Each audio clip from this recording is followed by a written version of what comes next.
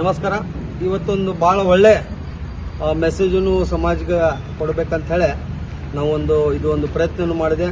ಅದರ ಸಲುವಾಗಿ ನಮ್ಮ ಅಡ್ವೊಕೇಟ್ ವಿದ್ಯಾ ಕೋಟೆ ಅವರು ಮತ್ತು ನಮ್ಮ ಮಿತ್ರ ಆದಂಥ ಮದನ್ ಕುಮಾರ್ ಭೈರಪ್ಪನವರು ಮತ್ತು ಪ್ರಸನ್ನ ಗೊಡ್ಗೆ ಅವರು ಏನೋ ಅವ್ರದ್ದು ದುಡ್ಡು ತುಂಬುದಿತ್ತು. ಆ ದುಡ್ಡು ಇದ್ದಾಗ ಅವ್ರಿಗೆ ಬಿಡುಗಡೆ ಆಗ್ತಾ ಇದ್ದಿದ್ರಿಕ್ಕಿಲ್ಲ.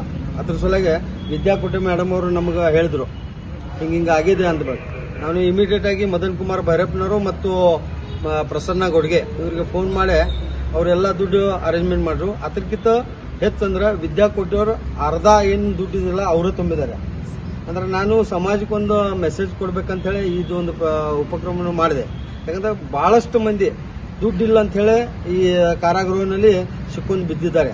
ನಾನು ಈ ವಿಡಿಯೋ ಮುಖಾಂತರ ಚಾನೆಲ್ ಮುಖಾಂತರ ವಿನಂತಿ ಮಾಡ್ತೀನಿ, ಇಂಥ ಯಾರೂ ಇದ್ರ 5,000, 10,000, 20,000 ಇಂಥವ್ರು ಯಾರೂ ದುಡ್ಡಿಲ್ಲದ ಕಾರಾಗೃಹದಲ್ಲಿ ಇದ್ದಾರೆ, ಅವ್ರಿಗೆ ಬಿಡುಗಡೆ ಮಾಡೋ ಸಲುವಾಗಿ ನಾವು ಪ್ರಯತ್ನ ಮಾಡೋಣ ಅಂತ ಹೇಳಿ ಇದೊಂದು ಮೆಸೇಜ್ ಕೊಡ್ತೀನಿ. ಧನ್ಯವಾದ.